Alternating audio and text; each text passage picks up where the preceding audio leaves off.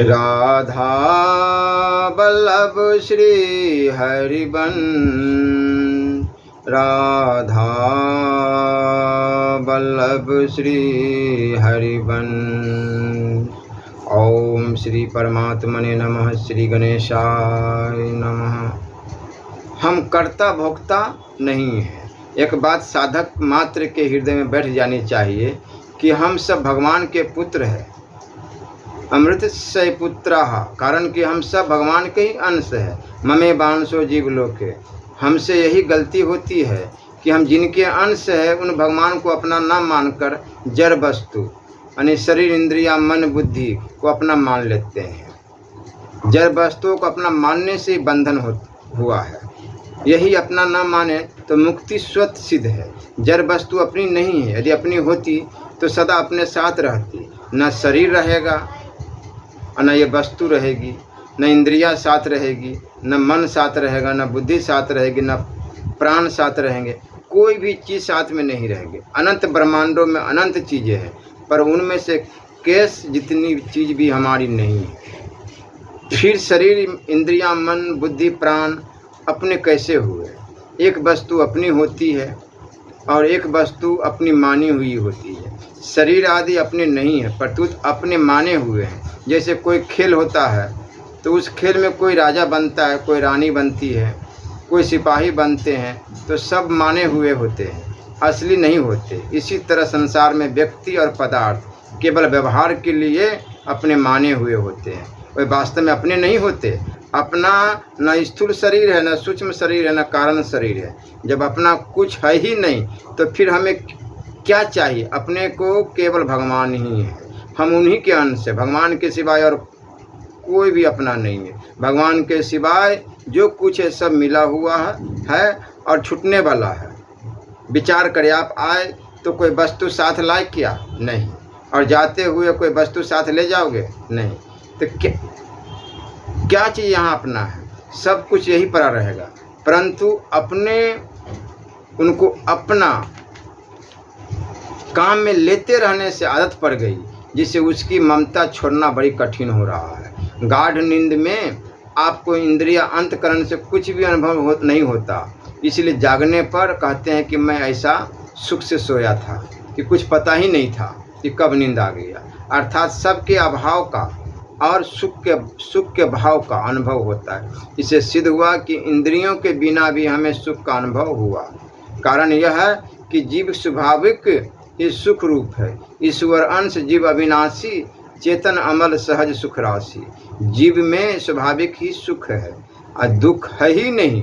दुख संताप जड़ के संबंध से ही होते हैं। मन में जो पुरानी बात याद आती है कि बालकपन में मैं खेलता था, पढ़ता था, जवानीपन में मैं अमुक कार्य करता था, यह याद आना भी मन में ही है, हमारे में नहीं है। जो काम शरीर से होता है वह हमारे से नहीं होता।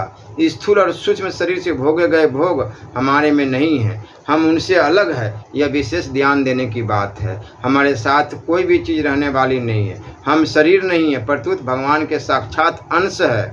हमारे में कर्तृत्व भक्तृत्व नहीं है। गीता ने बहुत बढ़िया बात कही है, शरीर अस्थो अपि कौन्तेय न करोतु न लिप्यते। यह आत्मा शरीर में रहता हुआ भी न करता है और न लिप्त ही होता है। तात्पर्य कि कर्तापन और भोक्तापन शरीर में है, पर हम उसको अपने में मान लेते हैं।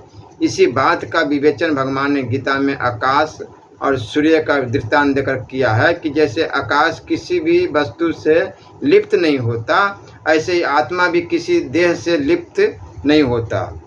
अब कर्म का अनुसार मनुष्य बना, कर्म के अनुसार ही पशु बना, कर्म के अनुसार ही पक्षी बना, अनेकों योनियां हैं। आत्मा संपूर्ण शरीरों को प्रकाशित करती है। ये बात को तो सभी जानते हैं कि आत्मा को निकल जाने के बाद ही शरीर को क्या बोलते हैं? मारा गया, मृत शरीर। सूर्य के प्रकाश में ही वेद का पाठ होता है और सूर्य के प्रकाश में ही व्याध शिकार भी करता है, पर सूर्य को उन क्रियाओं को न पुण्य लगता न पाप लगता है। कारण कि सूर्य किसी भी क्रिया का कर्ता नहीं बनता। भगवान कहते हैं कि जिसका अहंकृत भाव, मैं करता हूँ, ऐसा भाव नहीं है, और जिसकी बुद्धि लिप्त नहीं होती वह युद्ध में इन संपूर्ण प्राणियों को मारकर भी न मारता है और न बंधता। जैसे आकाश भोगता नहीं है ऐसे ही हम भी भोगता नहीं है, और जैसे सूर्य करता नहीं ऐसे ही हम भी करता नहीं। स्वरूप में कर्तृत्व व भोक्तृत्व है ही नहीं है।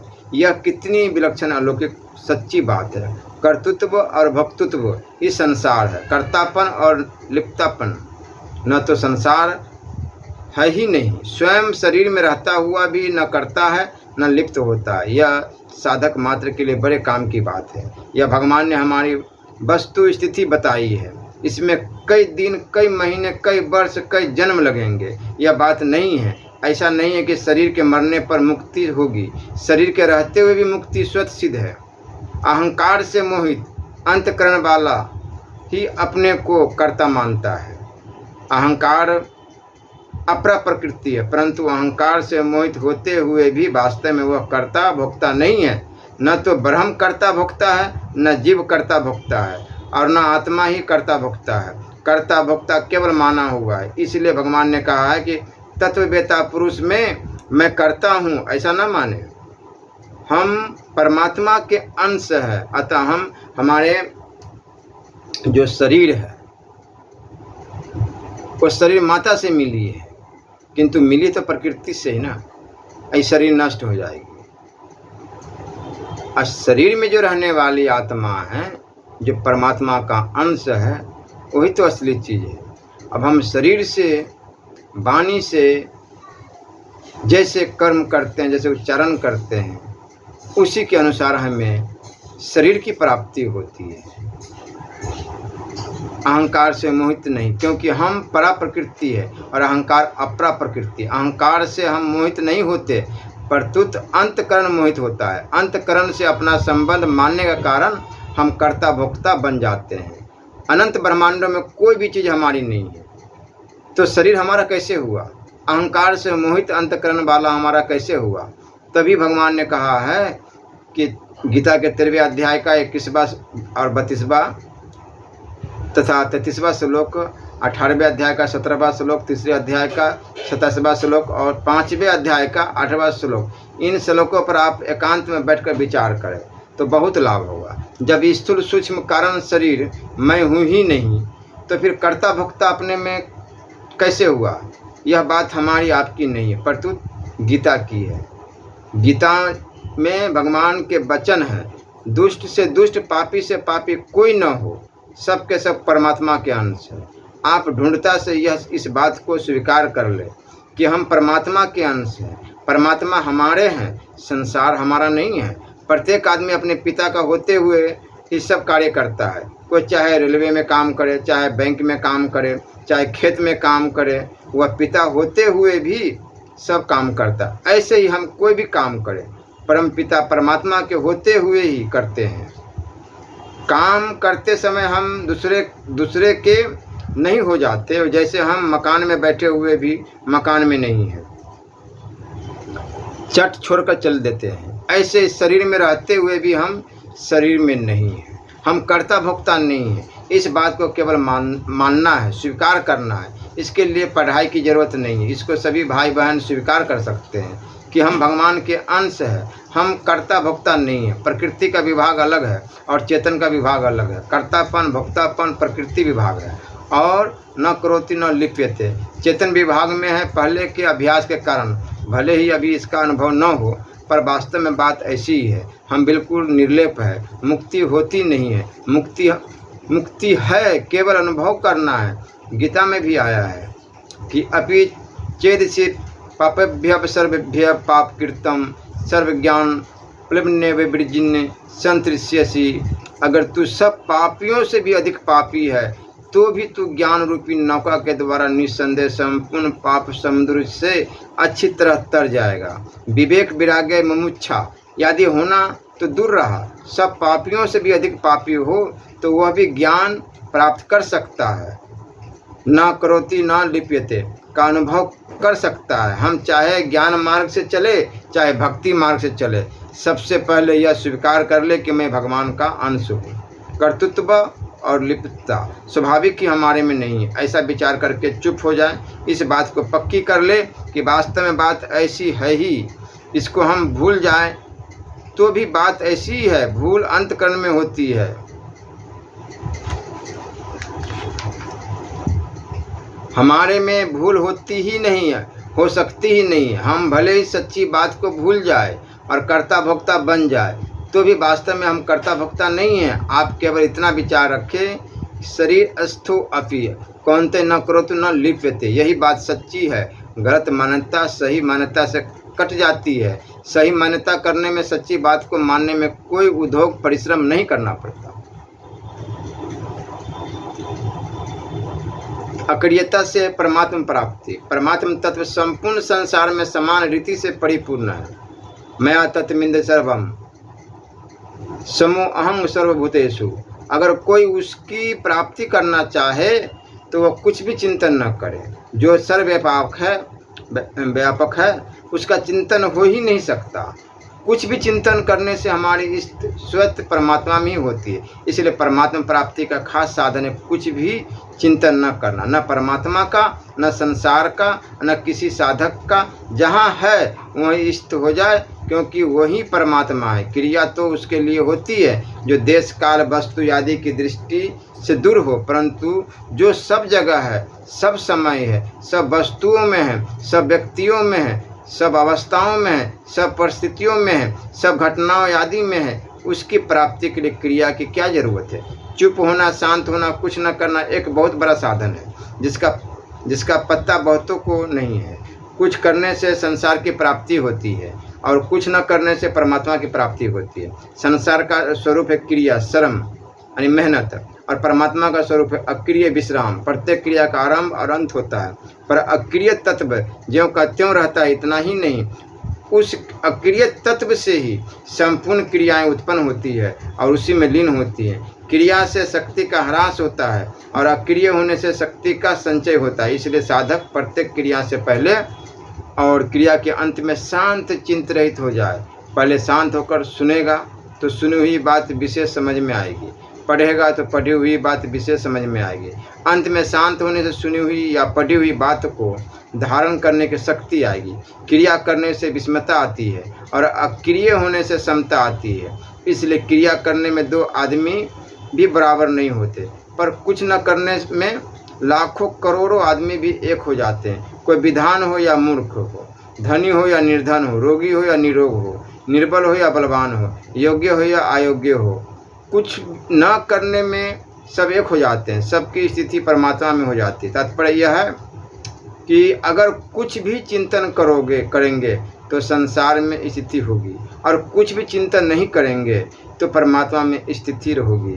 वास्तव में हमारी स्थिति स्वयं परमात्मा में ही है, पर चिंतन करने से इसका भान नहीं होता। इसलिए गीता में भगवान कहते हैं कि धर्म युक्त बुद्धि, धैर्य युक्त बुद्धि के द्वारा संसार से धीरे धीरे उपराम हो जाए और मन बुद्धि को परमात्मा तत्व स्वरूप में सम्यक प्रकार से स्थापन करके फिर कुछ भी चिंतन न करे। तात्पर्य कि सात्विक बुद्धि और सात्विक धृति के द्वारा क्रिया और पदार्थ रूप संसार से धीरे धीरे उपराम हो जाए। जल्दबाजी न करे, क्योंकि जल्दबाजी करने से साधन बढ़िया नहीं होता। एक सच्चिदानंद घन परमात्मा के सिवाय कुछ भी नहीं है, ऐसा निश्चय करके फिर कुछ भी चिंतन न करे। कुछ भी चिंतन न करे मतलब संसार की कुछ भी चिंतन न करे। बस जिह्वा पर एनी टाइम राधा राधा राधा राधा राधा राधा राधा राधा, या जो भी आपको अच्छा लगे करके फिर कुछ भी। परमात्मा स्वतः स्वाभाविक सदघन, चिदघन और आनंद घन है। घन का अर्थ होता है ठोस, जैसे पत्थर या कांच ठोस होता है, इसलिए उसमें सुई नहीं चुभती। परंतु परमात्मा पत्थर या कांच से भी ज़्यादा ठोस है, कारण कि पत्थर या कांच में तो अग्नि प्रविष्ट हो जाती है, पर परमात्मा में कोई भी वस्तु प्रविष्ट नहीं हो सकती। ऐसे सर्वथा ठोस परमात्मा का साधक चिंतन करता है तो उल्टे उनसे दूर होता है। इसलिए वह जहाँ है वही निद्रा आलस्य छोड़कर बाहर भीतर चुप शांत रहने का स्वभाव बना ले, यह बहुत सुगम और बढ़िया साधन है। इससे बहुत शांति मिलेगी और सब पाप ताप नष्ट हो जाएंगे। उपराम होने का तात्पर्य कि राग द्वेष हर्ष शोक दुख सुख आदि द्वंद न हो। जैसे रास्ते में चल रहे हैं तो कोई पत्थर पड़ा है, कहीं लकड़ी पड़ी है, कहीं कागज पड़ा है, पर अपना उससे कोई मतलब नहीं होता। ऐसे किसी भी क्रिया और पदार्थ से अपना कोई मतलब नहीं रहे, उनसे तटस्थ रहे। तटस्थ रहना भी एक विद्या है। साधक तटस्थ रहते हुए सब काम करे तो वह संसार से असंग हो जाता है। संसार में लाभ हो हानि हो, आदर हो निरादर हो, सुख हो दुख हो, प्रशंसा हो निंदा हो, उसमें तटस्थ रहे तो परमात्मा की प्राप्ति हो जाती है। अगर वह उसमें राग द्वेष हर्ष शोक दुख सुख दुख कर लेगा तो भोग होगा, योग नहीं। भोगी का कल्याण कभी नहीं होता।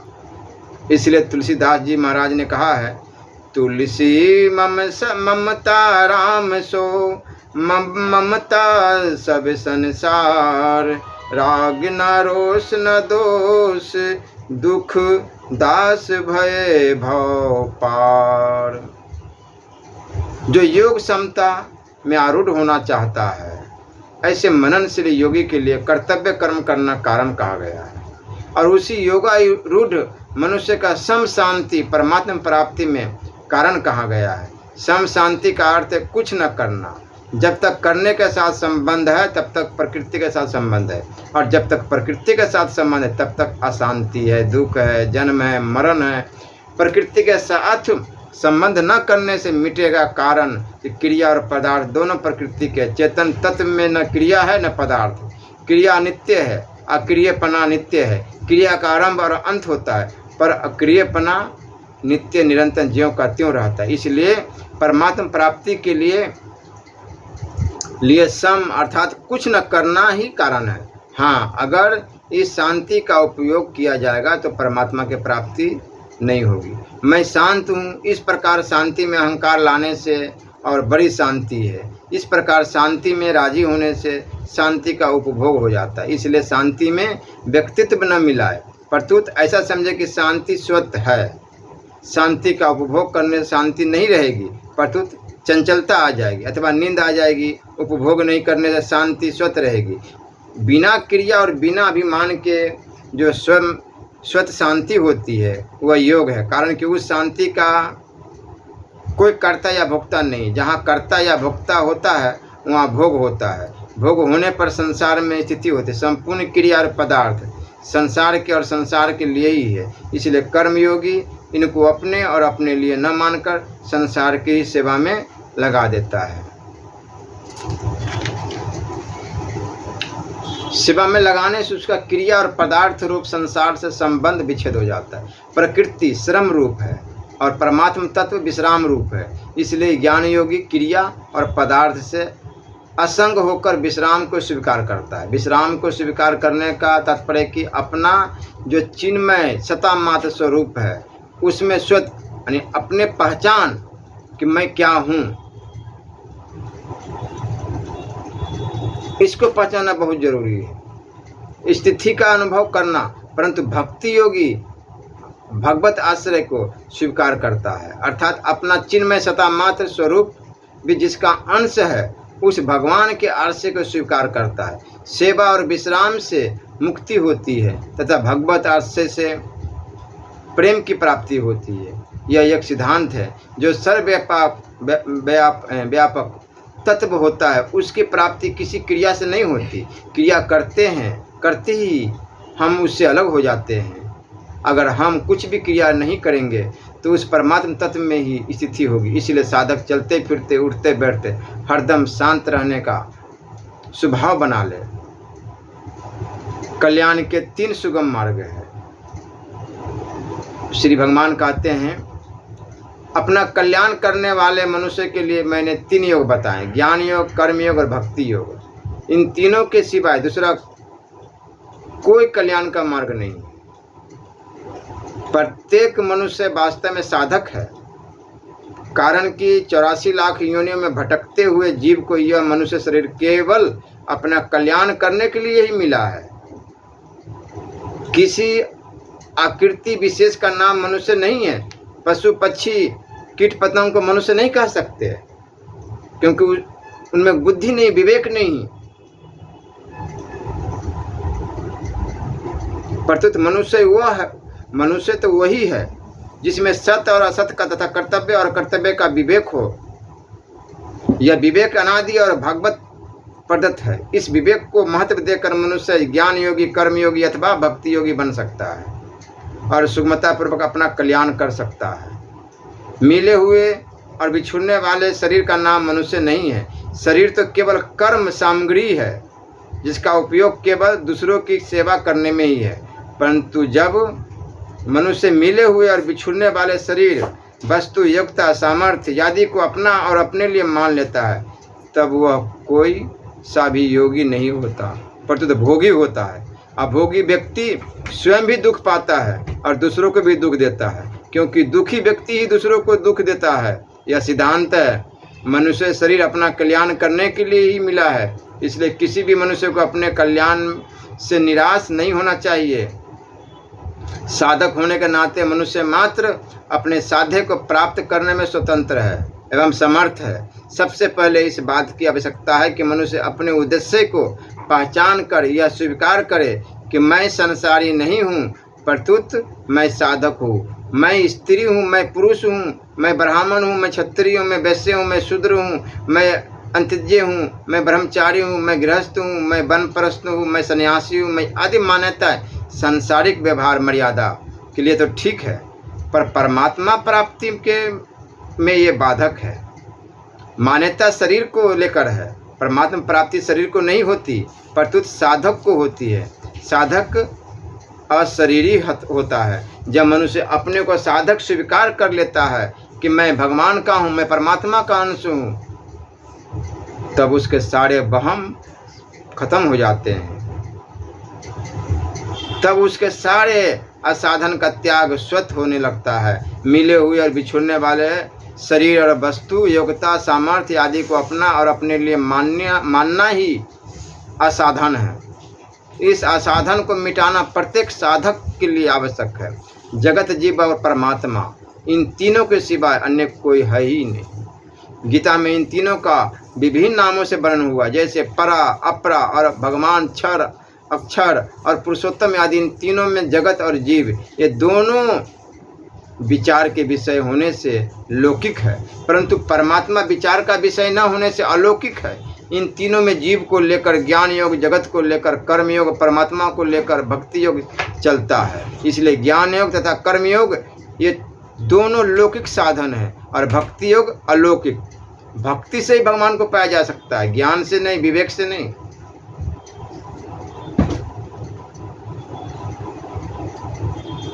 अलौकिक साधन है, लौकिक साधन से मुक्ति होती है और अलौकिक साधन से परम प्रेम की प्राप्ति होती है। मनुष्य मात्र के भीतर बीज रूप से एक तो मुक्ति, अखंड आनंद की मांग रहती है, दूसरी दुख निवृत्ति की मांग रहती है और तीसरी परम प्रेम की मांग रहती है।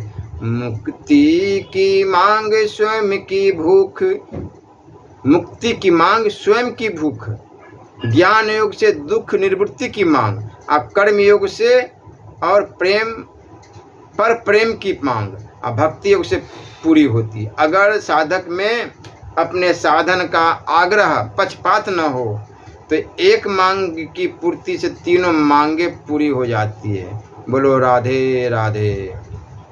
ज्ञान योग का मार्ग मनुष्य मात्र को मैं हूँ इस रूप में अपनी एक सत्ता का अनुभव होता है।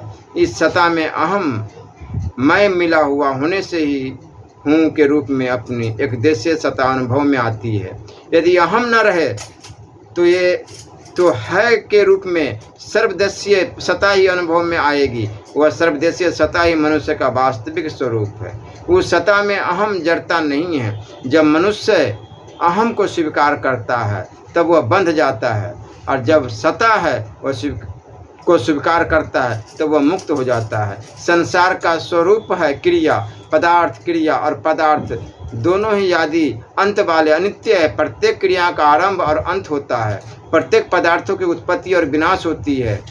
मात्र जड़ वस्तु मिलती है और प्रतिक्षण बिछुड़ रही है। जो मिली हुई बिछुड़ जाएगी, उसका उपयोग केवल संसार की सेवा में ही हो सकता है, अपने लिए उसका कोई उपयोग नहीं है। कारण कि मिली हुई और बिछुड़ने वाली वस्तु अपनी नहीं होती, यह सिद्धांत है। जो वस्तु अपनी नहीं होती वो अपने लिए भी नहीं होती। अपनी वस्तु वह होती जिस पर हमारा पूरा अधिकार हो, और अपने लिए वस्तु वह होती है जिसको पाने के बाद फिर कुछ पाना शेष नहीं रहे।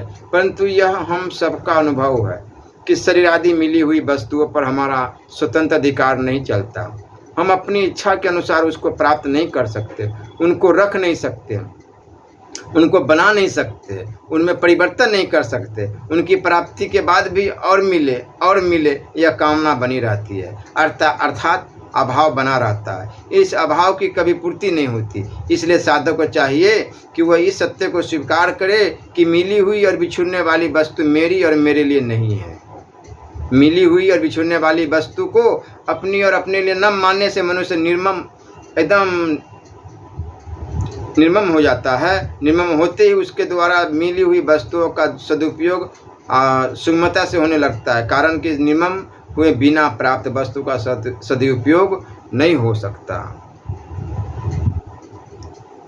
ये पुत्र, ये पत्नी, ये पिता, ये माताएं, पति पत्नी, ये संसार, रिश्तेदार, ये नाते बड़ी प्रेम से, बड़ी आनंद से बितानी चाहिए।